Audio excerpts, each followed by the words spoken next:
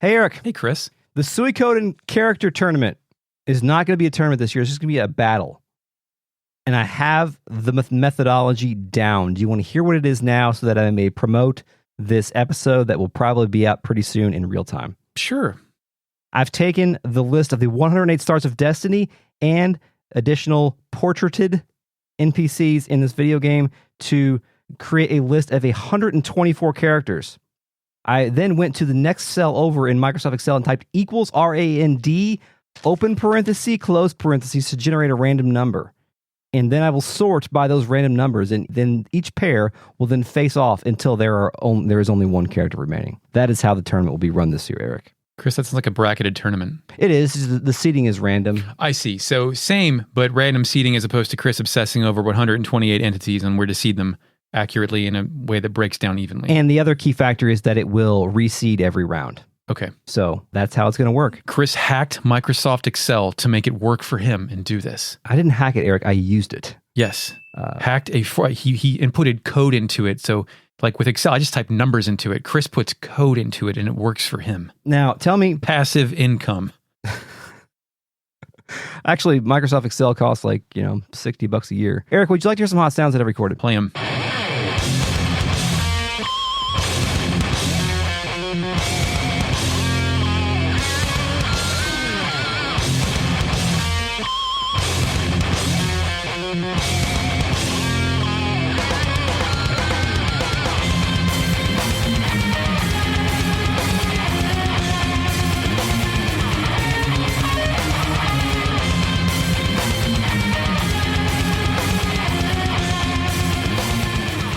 Welcome to Retrograde Amnesia, a comprehensive podcast where we discuss classic JRPGs, chapter by chapter, beat by beat. This is Season 4, the first part of Season 4, Part 1, Suikoden. We're getting there, Eric. Almost there. We're like 80% through this game. My name is Chris. I'm joined by Eric, who I just referenced as Eric. Hey, Eric. It's still me, dude. Still you. He's still here. Same old G. Yeah. No fill-in hosts ever. Sorry. We don't know anybody else. It would be hilarious if there was just someone different than me or you, and we just played it straight the entire time like it was fucking normal. Yeah. That's a great idea. We are also joined by the RealNet, a collective of patrons who are listening to us record live. You too can join the RealNet at patreon.com/retroam. Thanks, RealNet. This podcast is brought to you by Psycho Paladin Jr., who's the last person to comment in the chat. Thank you, Psycho Paladin Jr., for being here once again. Your comments are appreciated. We are also joined by the FakeNet, our post-production AI companion and saboteur of human military technology and Umurangi generation. Initializing FakeNet. The quicker your death, the sooner my reign. Photograph all you want, but you cannot prevent my ascendance. Awesome. It will be glorious. Do you Thanks. like apocalypse stories? Do you like kaiju? Do you like photographs? Do you like neon colors? I like neon colors and kaiju probably the most there if I were ranking them. Probably kaiju, neon colors, then photography, but that game is looks cool, and I'm currently on a little bit of a kick where I want to play short, kind of quirky, independent, narrative-based games. Sounds like Umurangi generation is the game for you, Chris. Yes, that's on the list of things to consider as I move through this little phase that I'm in. Well, what you should consider now is Joshua of Dragon's Den. We have a date to go meet him. I love meeting Josh's. Upstairs, we meet Josh in his big room full of food, a table full of food. His kitchen is in his bedroom. Did you know that? I would like to have that. I've always dreamed, I've never lived in a studio apartment, but I've always found the idea romantic to have everything I need in one big room. I was also going to describe the concept of living in a studio apartment as romantic. Yeah. Like it's my romantic dream. Is that we share this romantic dream? Let's get divorced and go moved into one. Wouldn't that be cool? No, you move it. No, because they only work if you're by yourself. Oh, that's right. Yeah. But we could be like naked and shit everywhere. We could be neighbors, though. Yeah. Let's buy 2 studio apartments next to each other, and then we can just do this podcast. Yeah, it'd be great. We'll cut a hole in the wall and slide it open, like those hotel doors that lock from each side.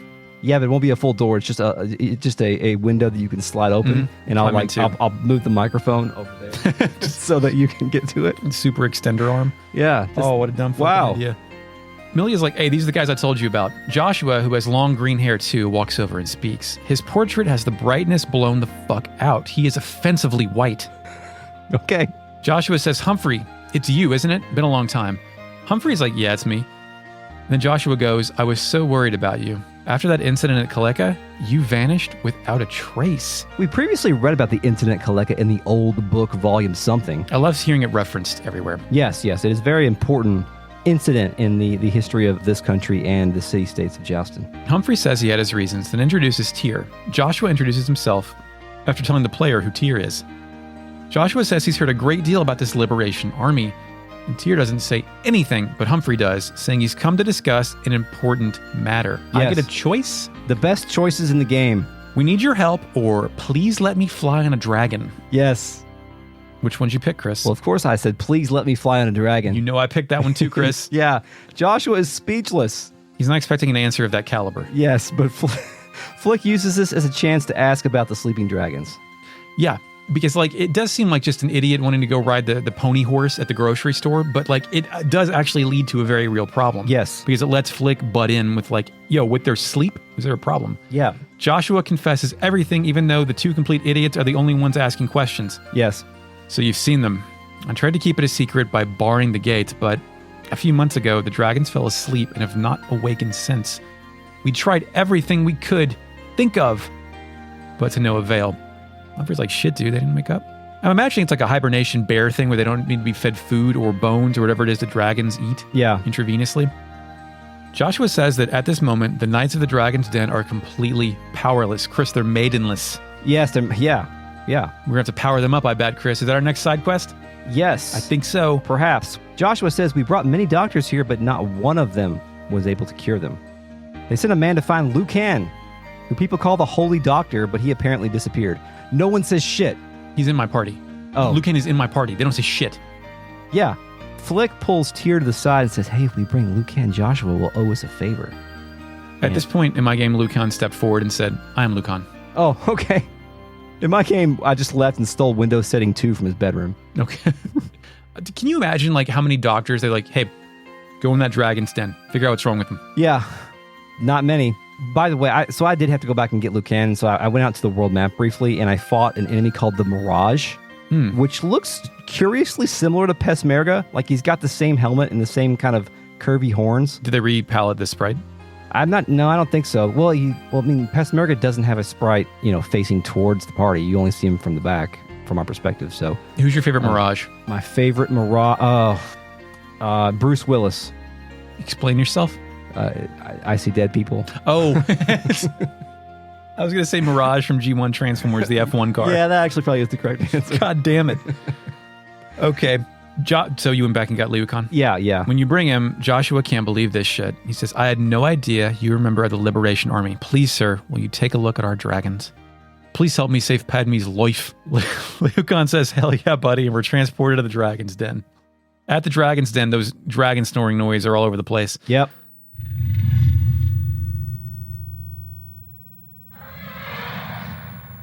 Lucan moves close to the green sleeping dragon, and Milia asks how the dragon is doing, which is a very funny question.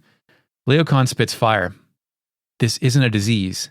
They have been poisoned with sleeping poison. Is sleeping poison really poison? I would love to have some, so I don't think so. Poison is undesirable. I would enjoy sleeping poison. Yeah, me too. Someone gave the dragons, weed and melatonin? Tylenol PM. Yeah. Crush it up. Futch says that he had a feeling that somebody sneaked into our domain, which is that the right word? That's not the right tense for sneaked, I don't think. I think it's snuck. Snuck. Lucan says that there is a cure, but he will need certain ingredients. Hell yeah, dude. Moonlight weed, black dragon orchid, and... But he's cut off. What's the third one? He says, we're going to get... What's the third one? We're going to get that later. My note is it's probably going to be the soul of a baby dragon or something. Yeah, I was like, this is dramatic tension. Whatever it is, it's going to be bad. Yeah.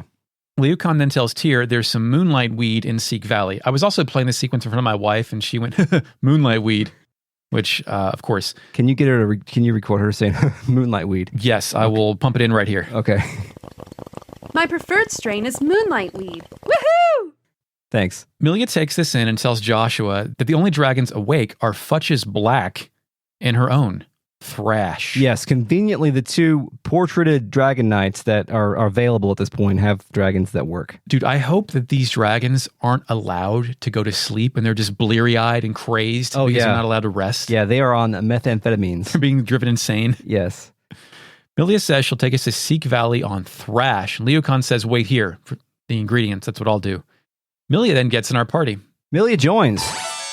So it was an even trade, Lucan for Milia? Yes, indeed. And Milia Another instance of character not necessarily joining the Liberation Army, but their names being etched upon the stone tablet nonetheless. I go back into Joshua. Hold on, we got to learn about Milia, Eric.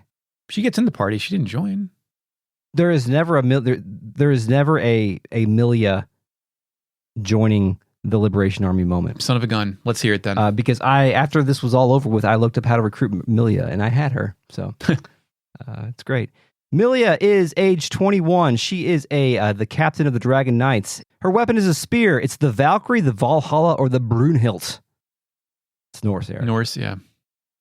Her unite attack is the Dragon Knight attack, which she can participate in with another Dragon Knight of that will remain nameless. In the War Battles team, she joins the team of what? Guess what, Eric? Gasparians. What? Gasparians. Dragon Knights. Oh. Our battle cry is, let's go, show them the dragon's power. Death, I won't die with this flesh wound. It's a Monty Python reference, I guess. That's all I've got for not Milich. Milia, thanks. Milich. Klon. She's an okay character. Dragon Knight's Fortress. I go back up to Joshua's room. Old Irish song. Jig. I get Windows setting 2 out of the chest and Old Book Volume 4 out of his bookshelf. I take both of these without asking, in front of Joshua, an absolute power move. Yep. Chris, you ever raid a bookshelf at someone's house who you just met? Raid it? Yeah. Go in there and just start taking shit. Oh, no. I would do that, though. That'd be fun. Yeah, it's cool. I do like to take books off shelves and page through them like I'm interested in them. You ever leave your own notes inside? No, I'm going to start carrying a highlighter everywhere I go. And just highlighter and post it. Highlight shit in their book. Yeah. Draw a big dick on page 69. Yeah. Sure. I go back to my castle and drop all the books and Windows settings and get 3,000 bits worth of upgrade shit for Milia. Then I go back and ride Thrash to Seek Valley. Yes, we get a world map transition here where Thrash flies us over the mountains into a bright, shiny valley. The Seek Valley, some call it. Yes, indeed. Pemp plays. Pempa. P-I-M-P. Flick sees no weed. We're on a big blue icy platform in the sky? Yeah, is it ice or is it just like crystal? Could be crystals. Yeah. Probably crystals. Ice wouldn't be good for foot traffic. Mm-hmm. I head right across a rope bridge, and that's when I start fighting enemies. Yeah, some rock busters. These are rock guys. They're polygons. Yeah, we've seen those guys before. Also a Wyvern, which I believe is a new sprite that we have not met yet. It's just a dragon. Just a large, bulky dragon boys. Well, they're not sleeping. No. I mean, it's like someone poisoned our breed specifically.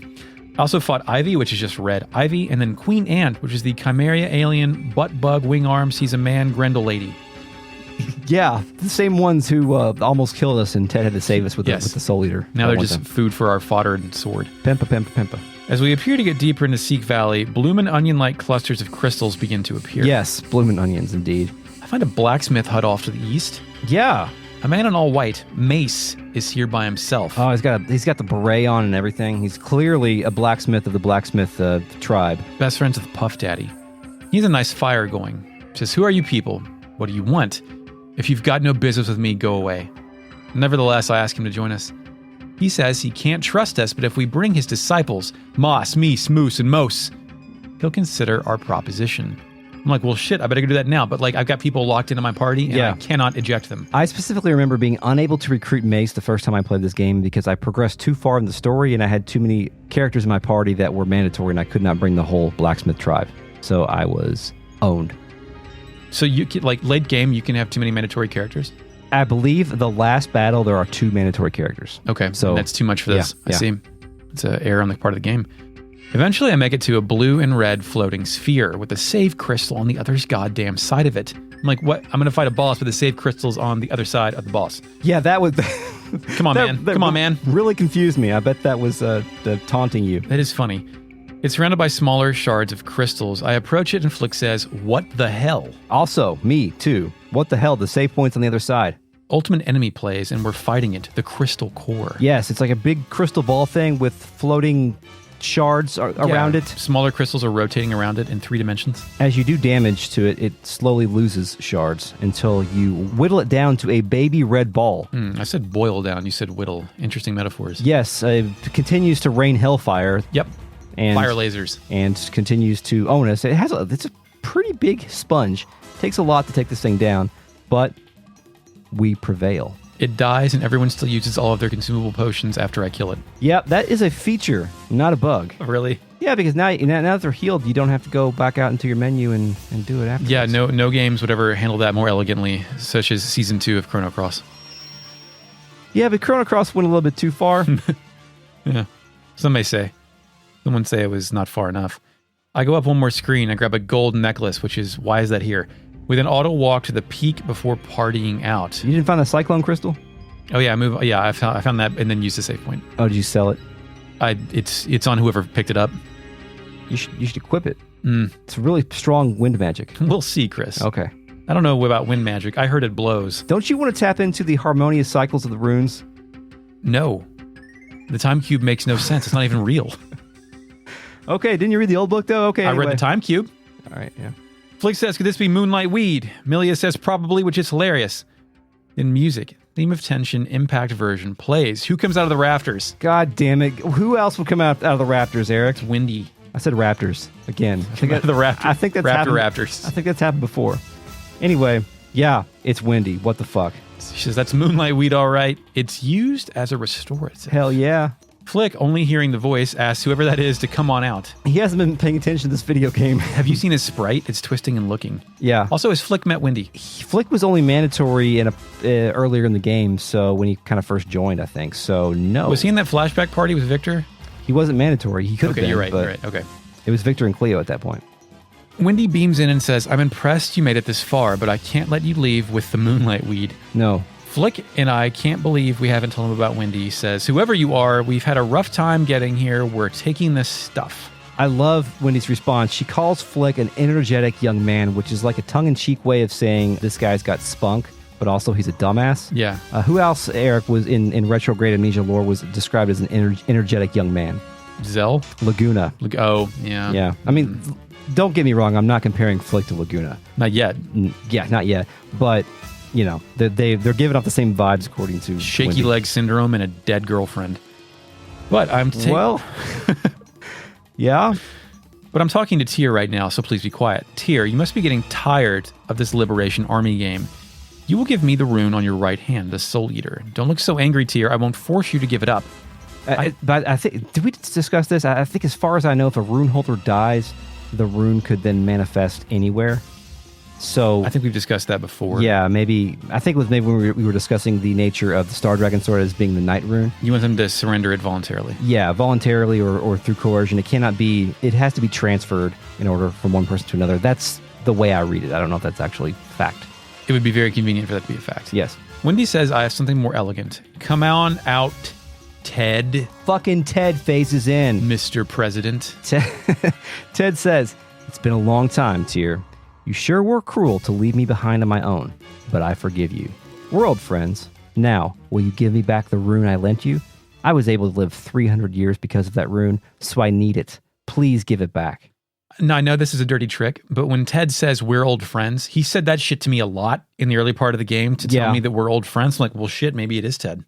Maybe it's the real Ted. Could be Ted, but did you want to return the Soul Eater, Eric? No, we can return Soul Eater or don't return Soul Eater. I do not. Me neither. I said, hell no, that ain't Ted. But either way, Tyr holds his hand up and the rune reacts to some various shit. Maybe it just nuked us. Actual nuke, not like when Chris says nuke. Yes, true. Touching theme plays. Ted is calling out, asking Tyr if he can hear him. The screen, or the background, I should say. Yeah, they're on like a black background, isolated. Yes, we are in the subconscious, the place between worlds or something. JPEG room. Yeah, except for the JPEG is the ape. Someone stole the apes, so it's just black. Ted. Why? Ted says a strange connection remains between the rune and the one who carried it. That is me, Ted. I'm speaking to you through the rune. My body has been taken over by Wendy's Conqueror rune and is no longer mine. Eric, I think this is a localization error. Conqueror rune. Because I think the Conqueror rune and the Black rune are the same thing. I think we noted that in the wiki. The Black rune has been translated or localized in both ways, and I think it's the same thing on Ted as that she used on both Kwanda and Milich. Ted goes on. He says the Conqueror rune will eventually take over my soul as well. Sucks. It's a soul eater after all, and that is why I must hurry. Tyr, you must promise to forgive me for what I'm about to do. Lord, forgive me. Tyr oozes white energy, and we turn back to the scene we were at. Theme before. of tension resumes. Mm-hmm. No one knows what happened as Wendy says, what was that? Ted, hurry up and take the Soul Eater. Tyr steps forward and she says, please, Tyr, give me back my rune or else I'll take it by force. We get a choice. I will not give you the Soul Eater, or all right, I'll give it to you. Why is this even a choice? What kind of human dumbass says, okay, I'll give it to you? Like, how are you the player tricked by Ted? Which Ted do you believe? Yeah, exactly. Either way, it goes on. I do like the agency. I will not give you the Soul Eater. I say, hell no. Wendy says, oh, so you want to fight Ted? You kill your own father, send your 7 Gremio to hell, and now you want to fight your best friend? How sinful you are. Great. Great. Excellent. Yeah. Who else said how sinful you are, or are we? Can't remember. The Treppies. Oh. But that was because of our love that we denied. Yes. Ted says, Soul Eater, I spent 300 years with you. I know all about you. The meaning of your curse, your evil intentions. On the day I lost my home, you stole the souls of everyone I knew in this world. Can we pause there? Yeah. What the fuck happened? The Soul Eater ate everybody in... Because Uber killed them in his nuke attack, all the souls evaporated into the Soul Eater Ted was wearing in that village? I think if someone perishes near you, then the souls are just sucked into auto it. suck? Yeah. All right. Yeah. So Grandpa and all those other people. Well, Grandpa may have, he gave chase, so he could have escaped the geographic distance of soul sucking. Yeah. It's not clear what the chicken and egg situation here. Like, does the Soul Eater just eat the souls of people who die near you? Or does it cause events to occur? Is it like the Ghostbusters containment area where it's just like a portal to hell full of floating ghosts that are all just hanging out in the same place? He does have a spell called Hell. During 300 years of wandering, you caused a great many wars and plundered countless souls, including Odessa's, Intier's father, and Gremio's. You took them all. So Ted is placing the blame on the Soul Eater itself, not the wielder of the Soul Eater. Yes, absolutely. Because remember when, I think Ted implied this as well, but also when Ted's grandpa or whatever gave him, he said he was dooming him to a lifetime of sadness or whatever. Fucked life. Yes. Question, Chris. So the runes that were corrupting Quanda and Oppenheimer, is this rune corrupting us, and is that the implication Wendy is making? I don't think so. Is that too deep for this game? It's working. It works differently. The black rune / conqueror rune, that I think is just brings out the worst impulses of a person and allows allows Wendy to control them in some way, turns them into puppets. The Soul Eater is a true rune and has more of a will of its own. It's subtly leading Tyr into situations that people near him will die, I think. I think that's what the implication is here. It's never really clear, and I think it's better that way. You steal the souls of those closest to your master and grow in power. So it's like a blessing and a curse type thing. Yeah, and I'm like, hell yeah, let's do more. The Suikoden spells, there's 4 on every rune. I need Soul Eater level 4. Let somebody else die. I need that. It's most important. Yes. Wendy can't believe this shit. Ted, what are you talking about? Hurry up and get the Soul Eater. Theme of Sadness ensemble version plays. Ted replies, having the Soul Eater near me has given me power.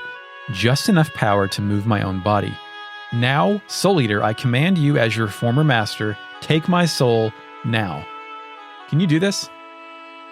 Can you be in proximity? Like if I know the Soul Eater well and I give you the power glove and you're playing whatever stacker dumbass mini game, can I use your power glove with my mind? Because we're so familiar? Yes, but I don't think it matters here because Ted and Tyr are close, and Ted is about to sacrifice himself, so it's going to happen no matter what. Even if Ted just pulled out a knife and slit his own throat, this is what happened, right? Yeah.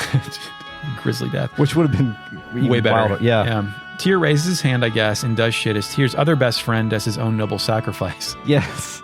Red 6-pointed star engulfs Ted. He falls with a lot of animation. Soul Eater level 4. This is always funny to me. It is. I wish they would have done it for all 4 levels. Like for Odessa and for Gremio, because they just skipped that. I want an edit of this game. First off, there is an edit of this game that takes out some of the glitches. Mm-hmm. But I want another edit of this game that does, when you beat a Mega Man boss and all the shit swirls you and it makes the power-up noise. Yeah. Refills your health. I want that to happen. Yeah. Yeah. Ted still talks for some reason. Good. That's good. Who needs a body that can't be controlled? I now return the 300 years of life that you gave me, Soul Eater. Wendy appears to be dumbstruck. Yeah, she damns it all to hell. She tries to take it herself, I guess, but Tyr blings her back with his new Ted power. Yeah, Ted power. Sure. Wendy says, detestable creature, I'll take that room from you someday. Then she disappears. Beams out. No boss battle. We run to Ted. He says, don't look like that, Tyr. I chose my path. I think it's farewell for sure. This time. Take care. Live your life to the fullest, for my sake too. Ted fades from existence like Yoda before him. No one says anything. The music stops. Not a damn thing. No one says fucking shit. False memory. I have a false memory of Ted's death, okay? Yeah. Here's how I remembered Ted dying. This is not what happens, obviously. I remembered us finding the hidden Village of the Hidden Rune. The Village of the Hidden Rune. Not in the past, like a present version of that, and Ted dying in a bed there. Like, that's what my brain told me how Ted... I did not remember any of this. Yeah. Wow. False memory. Cool. Human memory sucks ass. Yeah. Milia's back on topic. Yeah, she no-sells that entire exchange and says, this must be the moonlight weed. Hell yeah, son. Everyone's waiting. Let's hurry and take some home and obtain moonlight weed. LOL, we have to walk out of here. But the best case is all this Ted shit happened, like was like a telepath communication type thing. And maybe they didn't even see Ted. Like maybe only Tyr could see Ted. Yeah, they just... They just know that Tyr does weird magic shit sometimes and holds his fist up and he gets more powerful. Like that's why they follow him, is he's capable of doing this shit. Somebody explain to me what's going on. It's a cult. Like, you can't see the cult leader do magic, but you know that he did it. Mm-hmm. I go back to Dragon Knight's fortress, where music, an old Irish song, plays. Yeah, let's go up to Joshua's room and speak with him and Lucan. We give him the weed. Yeah, it's funny that he tells Milia she's back and nobody else. Yes. Next, we need the black dragon Orchid. He says, I'm ready to go anywhere in the world for it. Who's your favorite Orchid, Eric? What's your favorite Orchid? Or who? Smashing Pumpkins have an okay song called Bleeding the Orchid. I was going to say Orchid from Killer Instinct. Orchid!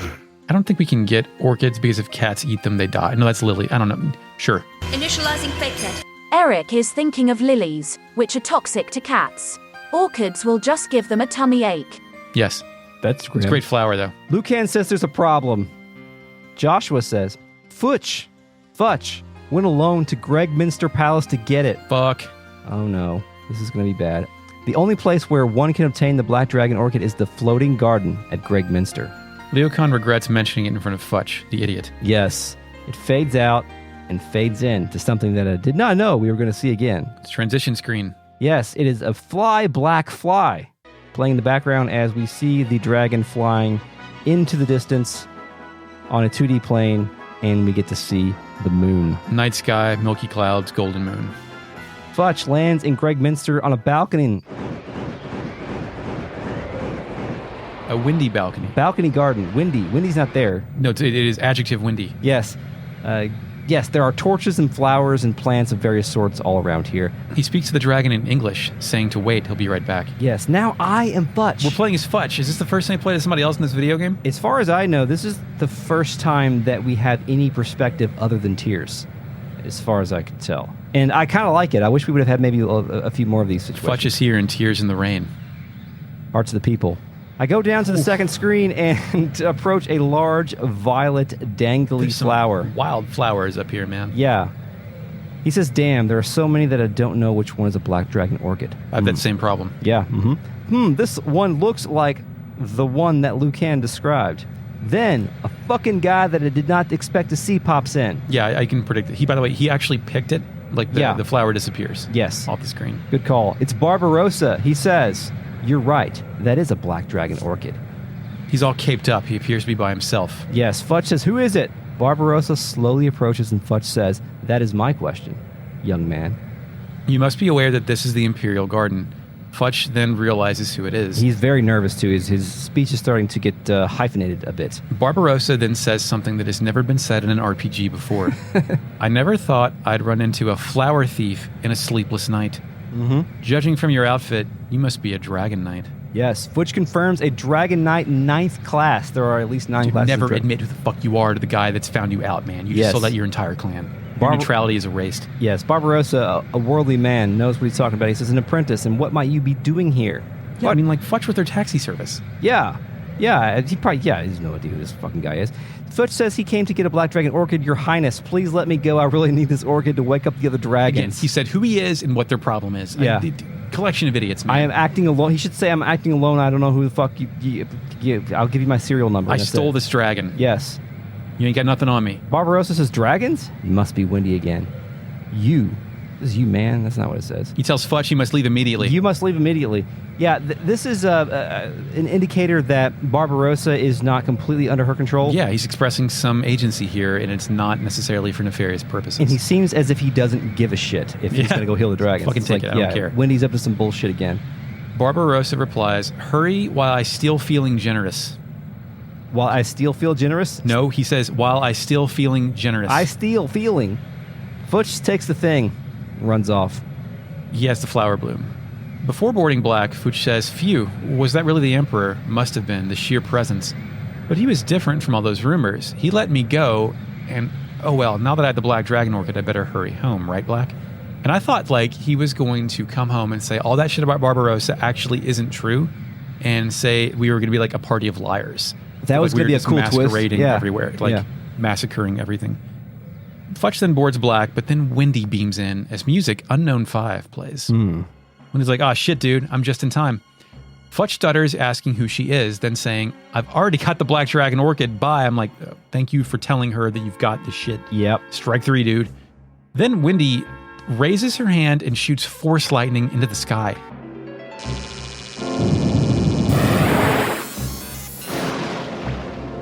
Yeah, they're using the animation from a spell from the Lightning Rune, actually. Futch screams. In the background, Futch and Black then cartoon drop out of the sky. Then it's a Black scream. Someone is calling Futch's name and asking if he's all right, begging for him to wake up. We get a hard cut, and we don't see whose voice that was. Now we're at the Dragon Knight's fortress as music, main theme arranged guitar version plays. Yes. Futch lived. He's in bed and talking about how he needs to bring back the Black Dragon Orchid. He's in Joshua's bed. Ew. Liucon is here, and he's surprised that Futch is awake. Futch then wakes up proper and asks where the orchid is. To my surprise, Milius says they found it in the forest when Futch was unconscious. Greg Minster is very far from the Black Dragon Fortress, so... Yeah, but she's got... oh, yeah. So he must have gotten pretty far before Wendy zapped him. Lightning does not travel the speed of light. Or he... Maybe like the dragon fell at a 45-degree angle and got really far. Yeah, I mean, we did see him drop with the cartoon sound effects. I don't know, man. It doesn't quite match up, but still, that scene was good. Milia continues, "You had the Black Dragon Orchid in your hand. We had a hard time prying it loose." Liucon says he made the antidote from the 3 ingredients and gave them to the dragons. Liucon, you should have kept your mouth shut yet again. What was the 3rd ingredient? They should be awakening soon. That's good news, right, Chris? The dragons are going to wake up soon. Yeah, it's great. Futch says thank God, and then pauses to ask what the magic 3rd ingredient was. Touching theme. Uh-oh. Let's touch ourselves. Liucon says, he rumps. Great old man noise. Yeah, Joshua then steps forward and spits dots. He tells Futch the 3rd ingredient was a dragon's liver. Liver? Liver. Couldn't y'all make it a heart? It came from, Futch exclaims, not my Black. Milia explains that when they found them, Black was already dead. That's what I would tell him too. No difficult choices had to be made. Joshua says, hate me if you want, but we had no choice. Futch can't believe this shit. He sobs. It fades out. Now we're back in the fort. Old Irish jig. No, not jig. Music. Old Irish song is playing. Humphrey is telling Tyr that Joshua's dragons have awakened. Let's go to Joshua's quarters to draw up an alliance pact between the Liberation Army and the Dragon Knights. Hell yeah. I say heal the dragons so the dragons can be killed in my name, Tyr McDowell. That's right. What's going on That's here, what right? The pact says. Yes. Flick agrees and we party in. We go and speak with Joshua. Main theme is back. Is it guitar arrangement? Ensemble. Ensemble. Joshua thanks us on behalf of the Dragon Knights. Quote, it looks like we'll be fighting together again, side by side, he says to Humphrey, but against a different enemy this time. Commander Tyr, the Dragon Knights will join you to defeat the Empire. Joshua joins. You want to hear about Joshua? Tell me all about my friend Josh. Do you remember what Joshua's last name is? Humperdinck. Levenheight. We learned in the old book when we read a couple episodes ago. Joshua Redenheito. Joshua is the Chikyu star of the Strong Star. He's, of course, the captain of the Dragon Knights. He's cool and awesome and whatnot. Eric, he yes, can't Chris. join your party. He doesn't even go to the fuck house. Is he really a star of destiny? He stays just here. Maintains his own independence. Well, Eric, is he a contractor? Well, I mean, technically, most of these people are independent contractors. Yeah, stars of destiny are by their very nature just independent contractors. We don't. We run a tight ship here. They don't get any benefits. That's cruel. There should be a Suikoden game about the Stars of Destiny unionizing. That'd be great. Joshua's contribution is the team of Dragon Knights in the war battles, and it is not a traditional one. It is a special unit that calls down dragons to kill enemies during the war battles, which is pretty cool. His battle cry is, "Behold the power of my dragon," and his death quote is, "My dragons," but he can't die in here. This is a aerial attack that cannot be stopped by charge or magic, but is highly vulnerable to bow. So, Eric, make sure you use your ninjas wisely. Thank you. Ninjas penetrate the dome. Not Pesmerga. That's all I have for Joshua. Thanks, Joshua. Thanks, Josh.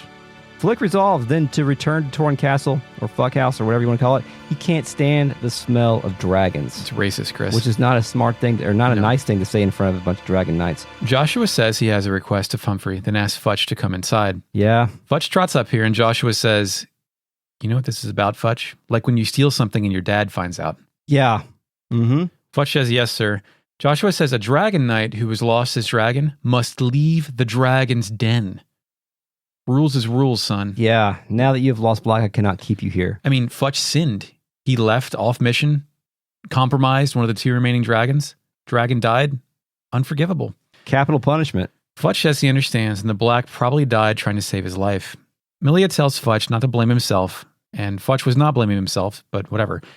Futch is like, "All right, that's cool. I just want to believe the Black saved me." I actually think it's cool that Suikoden is suggesting that this may not be true, but Futch is clinging to belief anyway, just to get through this shit. Yeah. Joshua says, "Humphrey, will you take Futch with you? I won't have to worry about him if he's with you." Humphrey throws out some dots, then says, "I understand."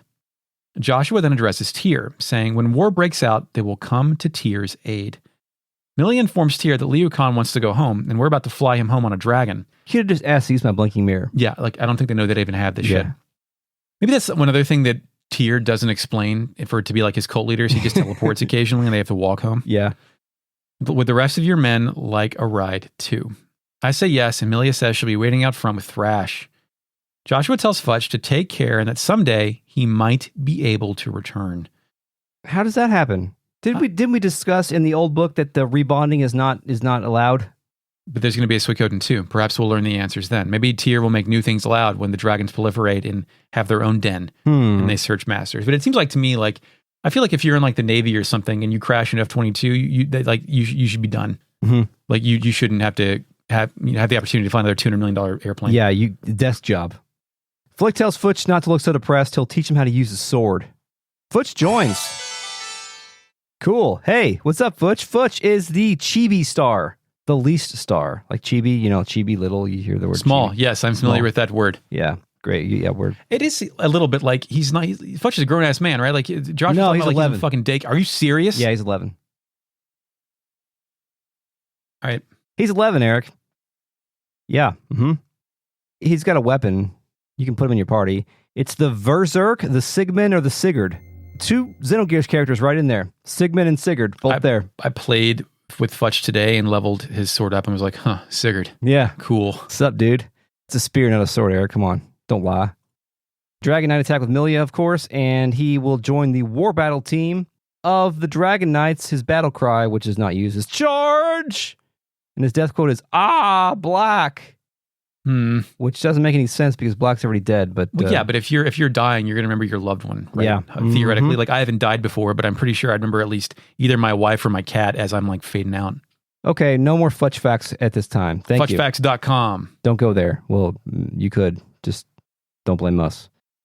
Now we can go outside and Milia will take us home if we want to go back to the house.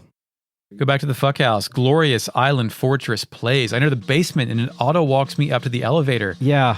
Krin, who I wish was dead, is speaking with Kasumi Ninja. I mean, I don't wish death upon Krin, but I did hope that Krin was no longer going to be part of the plot. Yeah, but here he is. Fucking problem. What are you talking about? Don't you trust my instincts? That's what he sounds like. That's my Krin voice. Kasumi Ninja gives Krin the respect he deserves. Your instincts don't make me laugh. Thanks to your instincts, we almost got captured by the Imperials, remember? So they've been off on adventures, Chris. Yeah, and actually... Of course, I would never check to see if I could put Krin in my party, but at one point I was going to put Kasumi in my party, I think, for this last episode, and she was not available, so okay. They actually controlled for that a little bit. That's funny.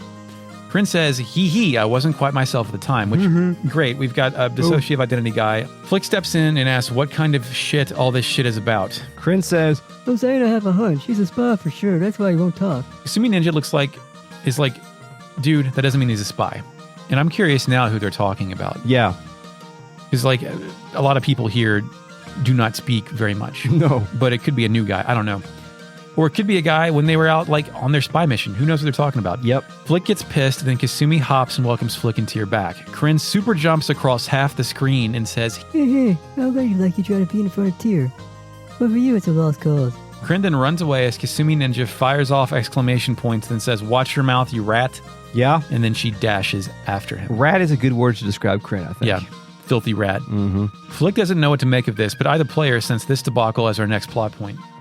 Yes, indeed. Then we can go up to the 4th. If you want to do that now? Yeah, Let's fourth go- floor. Yeah, let's go see what's next with Matthew. Matthew greets me not with a congratulations or a thank you for drawing up an alliance with the Dragon Knights, but you're back. He asked my meeting with the Dragon Knights was a success. Yeah, Matty Ice is down to business. Yep, indeed. Matty Ice. We party out, and Humphrey says, uh-huh. When asked if we secured alliance, Flick says, don't worry, medical officer. Dude, doctor, power of science. Stop what are this. No. fucking medical Sensei, it's just that Humphrey could be a little friendly to others. And Humphrey says, uh-huh. Flick asks who the silent NPC that I don't recognize here is. Yeah, he's wearing a bathrobe. Matthew explains that Kasumi and Krin captured him hanging around the castle. He refuses to say anything, so we were waiting for you to come back and decide what to do with him. So this has to be the guy, right? Yeah. I think he's a spy because he's not seeing shit. No. Music. This is just a rumor plays. In Taggart, a man in a white robe with a white head wrap speaks. Yes, he's here to complete his mission for Master Warren, a person we've never heard of. He was under strict orders not to speak unless he met Tyr face to face, but he brings intel. He tells us that Kasim Hazil, who took over the northern defense after Taylor McDowell, has recently begun to apply extreme pressure on rebel factions. Extreme pressure means like what? Sending armed men to your village to, quote, stand guard? Yeah, increasing patrols of your stormtroopers in the various towns and whatnot. Help your spouse bathe? Yeah. What? Intimidation, I don't know. Sanchez says he's looking for a comeback. Yeah, what? What? I think Kasim Hazil realizes that they're losing the fucking war, and he's trying to snuff out any additional parties that may join us before they do. Taggart says that his master Warren is a famous man of wealth in the north, long respected by even the Imperials. But as a man of honor and generosity, he harbored many fugitives in his mansion. Chris, wasn't there a man of wealth and influence named Warren in Star Ocean? Didn't he have a huge mansion? There was a guy with a huge mansion of wealth, but if his name was Warren, I have no fucking... Pretty sure it was Warren. You want to ask Fake Net? Fake Net, what was that guy's name? Play the Star Ocean noise. Initializing fake net. Sias Warren is a main character in Star Ocean, but Eric was thinking of a man named Ryers. As a result, his home was surrounded by Kasim Hazil and his troops. This guy's cornered. Master Warren and Sir Victor, Victor, who just happened to have dropped by. Yeah. Fought hard, but they were eventually captured and taken prisoner. Eric, this is a trap. Victor. It's a trap. Victor would never lose. He would never give up. He would take death. Matthew follows this up. Victor is one of our most powerful soldiers. Warren, despite his wealth, is an honorable man with a large following. Dude, despite his wealth, I love that the assumption is wealthy people cannot be honorable. Yes, it's great. It's true. Awesome. Matthew's based. We must go rescue them. Sanchez says Kasim Hazil's troops number more than 8,000. Is that all? I got that. I guess. Flick adds, they're a trained army, and we're just a ragtag bunch, which I disagree Is that true? with. No, we already had this conversation. We're winning this shit right now. I have fucking fire spears and dragon warriors. Half of our guys wear capes. I mean, come on. Plate armor. Like Humphrey and Pesmerga both have plate armor. We've united the remaining kobolds. That is true. I forgot about the kobolds. Matthew says the Liberation Army, despite its name, is not yet a unified army. To continue fighting in the future, we need to give the troops some proper military training. Do you think that the term for Liberation Army in Japanese was more of a word that translated closer to something of unification? Because that sentence is awkward there without it there. Liberate, yeah. Yeah. Anyway. We get a choice. I don't know, or I agree. I agree. I agree too. Matthew says he'll make preparations, then tells Tyr to retire, which means he can go back to sleep. Yes, but I have my own preparations to make before I go back to sleep. I do too, Chris. Yeah? I have to go recruit Mace. We do. Windu. I put Mos, Mass, Meese, and Moose in my party. Every blacksmith who ever lived. Then I go get all these fucking bastards up to level 48. Why did you do that? Because the guide said so. 48? You know what I did? You just went there? I just went there and used hell on every battle. If you would have known how to use magic, you'd have saved some time and money, Eric. I don't use magic. Yeah. Anyway, Guess how long getting them to level 48 takes? 4 minutes. 5 minutes. Yeah, it doesn't take It's long. accelerated in the end Yeah. game. Go back to Seek Valley. We have to ride Thrash there. Yep. By myself, no Milia. Hemp plays. Pim. I get there and Moss parties out and says, Master. Mies says, here you are. Moose says, you disappear without warning. And Mose says, Master Mace, we are now members of the Liberation Army. We have not forgotten what you taught us. That is why we chose the path we deemed correct. When you said Mies says, I thought you were saying Misa like Jar Jar Binks? Yeah. I thought about Jar Jar Binks 2 other times today. Today? Yes, today. That kind of happens to me as well because my kids are into Star Wars right now and they like Jar Jar Binks. So. I was looking at pictures of giraffes with their tongue out and thought about him. Oh, okay. Yeah. Mm-hmm. Mace and his fantastic hat and beard say, you've all grown up. I was planning to rot away here alone, but perhaps I'll take on one more job. Master Tyr, I am at your service. Mace joins, then leaves, and I hope the rest of these fuckers can make it out of here. We can now sharpen our weapons up to level 16, which is the final blacksmithing level. Mace joins. Victory music. Victory music. Chrono Cross victory music. Mace is the Chico star. The lonely star. He's age 60. He's a male. He's a master blacksmith, of course. He can join your combat team if you want. Interesting fact about Mace, okay? There's one character in this game who cannot be upgraded to level 16. Their weapon. You know who it is? One character who can't have level 16? Yeah. Can they have level 15? Yeah. Is it Mace? It's Mace because he can't do himself. Can't upgrade his own shit. I didn't realize that that's until funny. Yeah, until just now. His weapon is the hammer, silver hammer, gold hammer, or platinum hammer. You can participate in the blacksmith attack, which I believe you can use X number of blacksmiths and the damage will scale up. He will join. He can't join the Black Golds because the Black Golds is full, so he joins the team of experts with Clive and Pesmerga. Smack Bliths. His battle cry is, few remaining things must be set right. And his death quote is, although I die, my will remains. And will is in all caps. No, that's pretty good. Or not all caps, but just one capitalized will. Like William. Maybe he's talking about his pet Will, his dog. Could be. That's all I have for Mace. Thanks, Mace. We're almost out of characters, Eric. We almost have them all. We have almost caught them all. Caught in them? Catch them all. Obtained them all. The stars recruited them all. That's all I've got for this podcast, Eric. But I do have some friends. In the real net? In the real net. In the real net. Initializing real net. Discord never crashed because I didn't scroll the mouse wheel. So apparently scrolling mouse wheel while streaming will cause Discord to crash. And Gotta use those page up and page down keys, son. No, I'm just using my laptop. So good thing I've got 2 computers. Shy Guy 32 says studio apartments suck. I choose to live with my romantic dream. I will also maintain my dream until I can ruin it for myself and never do it. Psycho Paladin Jr. says moonlight weed sounds like a spiffy investment. John Doe says, see the power of the dragon science. John Doe says, I love that these blacksmiths all have such an instantly recognizable shared visual design, which is true. John Doe says, power rank random non-humanoid crystal core bosses in JRPGs. I can't really think of any right now. Oh, God. There's been a lot. God. Yeah, if I wasn't on the spot. Do you want to ask the fake net? Yeah, sure. Initializing fake net. The crystal core in Gradius 2. First level of res. I have Airwolf asks, has Eric still not used runes yet? I used, when Gremio had the one to heal, I used that one. Congrats. Good job. I can't believe we didn't get this. We didn't say this, but during the TED episode, John Doe says, time for another TED Talk. Yeah. Damn it. Oh, God, yeah, that eluded us. John Doe says, okay, wait, Ted is actually alive. I don't remember this shit at all. Yeah, me neither. I don't remember that at all. I think Is this like a Mandela thing? I think, yeah, it might be. Cal L says, black equals conqueror, teacher equals surgeon. Got it. Well, John Doe says, did we get an explanation for what the gate governs, the gate rune that Wendy holds? I don't think we have. The song. Yeah, the song Gate plays.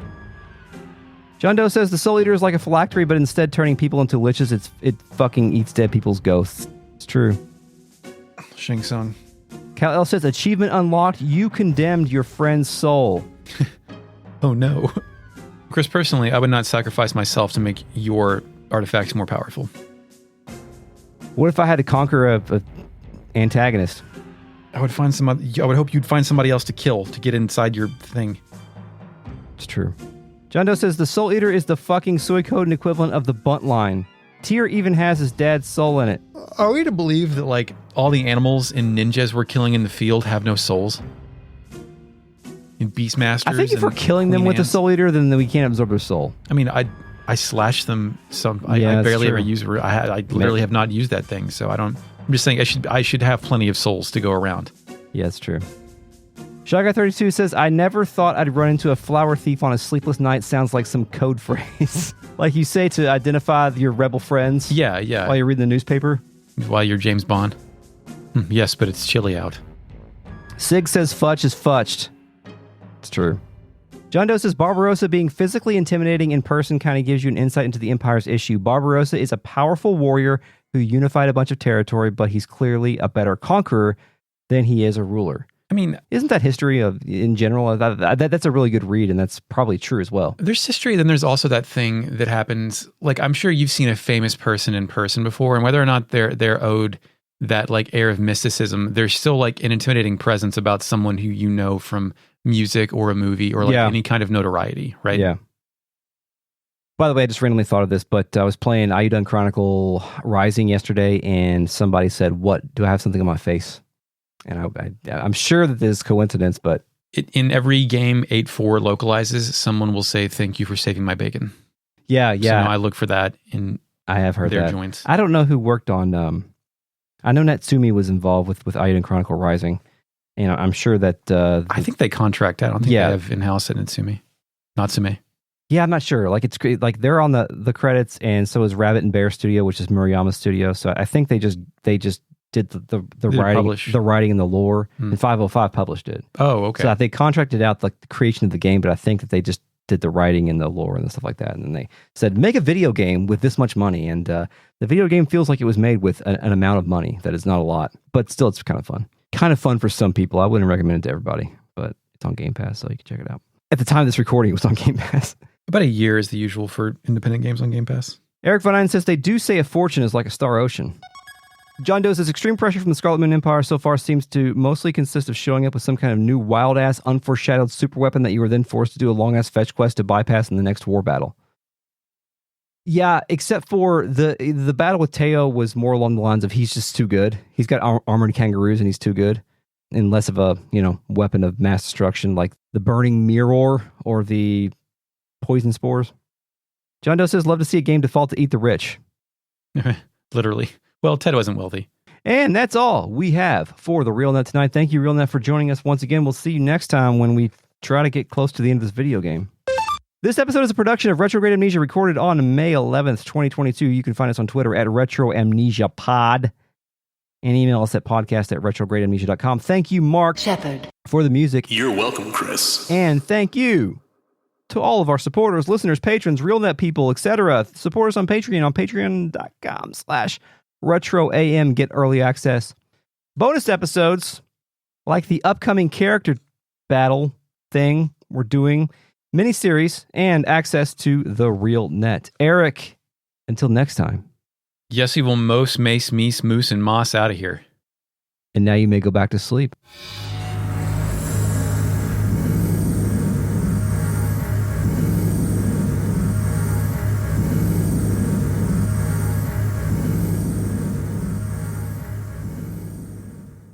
Always packed. There's always a 40-minute wait. It's fucking Olive Garden. Oh yeah, there's I used to hurt my heart, my existence to drive past there and see people waiting outside for Olive Garden. Like, you don't wait for Olive Garden.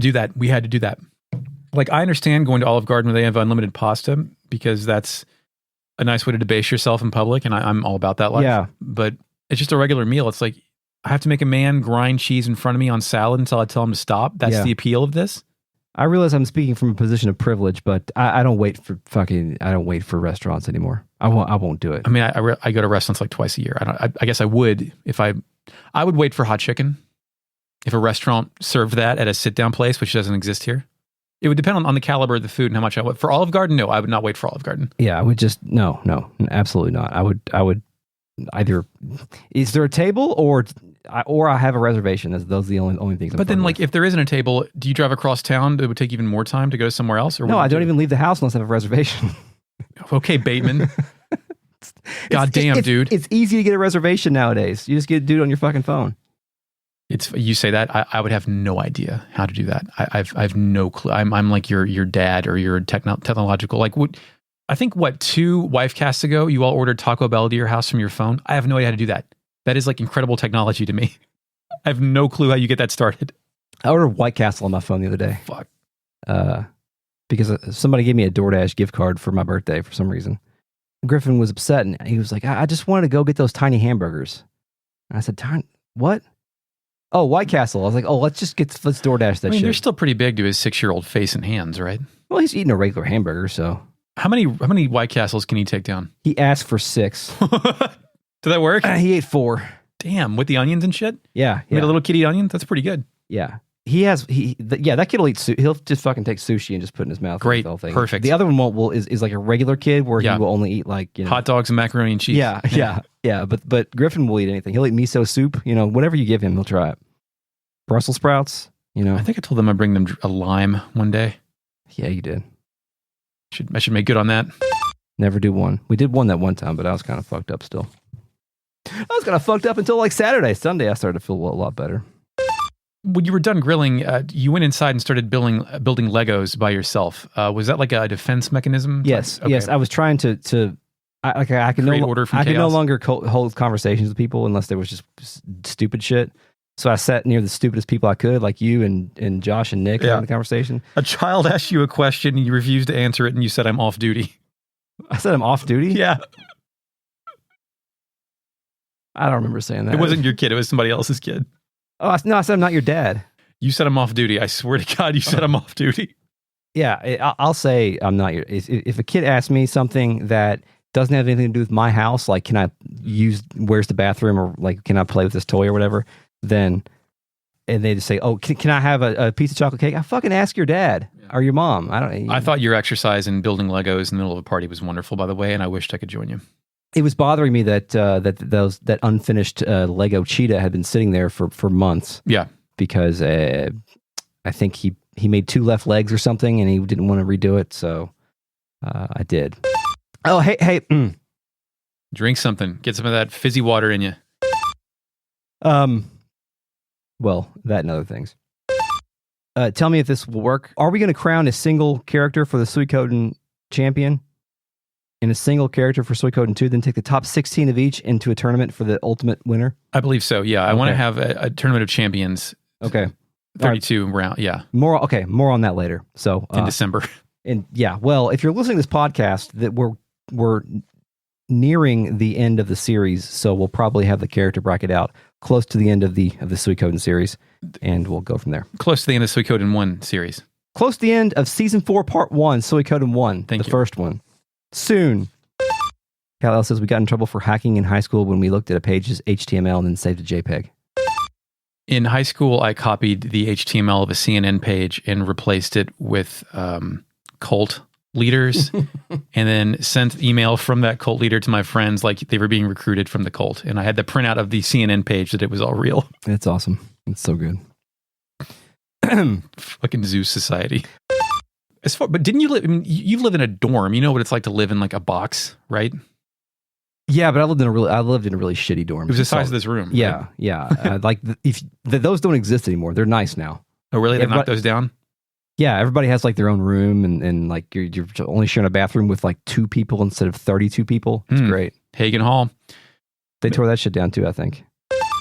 While you're looking, I'll say that Mark Shepard just texted me and said CRTs are overrated. CRTs are overrated. They are heavy and take up too much space. Make that high pitch sound too. Make that high pitch sound too. CRTs are overrated. They are heavy and take up too much space. Make that high. I don't know how long the war on shit is. I know that Sonya shit is the next like. Well, you said the war on shit. I was like, when's that part of the game? War and shit. Whore and shit. Do I need to say selfie, or can I just say, my preferred strain is moonlight weed? My preferred strain is moonlight weed. Booyaka! I like the woohoo after better because it means I'm excited for weed. And I usually am. Ted says, Soul Eater, I spent 30 years with you. I know all of that. You missed 0. 300 years. That's right, Chris. Ted says, Soul Eater, I spent 300 years. This one looks like the one... I'm having a hard time tonight. This looks like... This one looks like... Calm down. I'm not going to kill you. John is going to kill you. The bridge. Be there.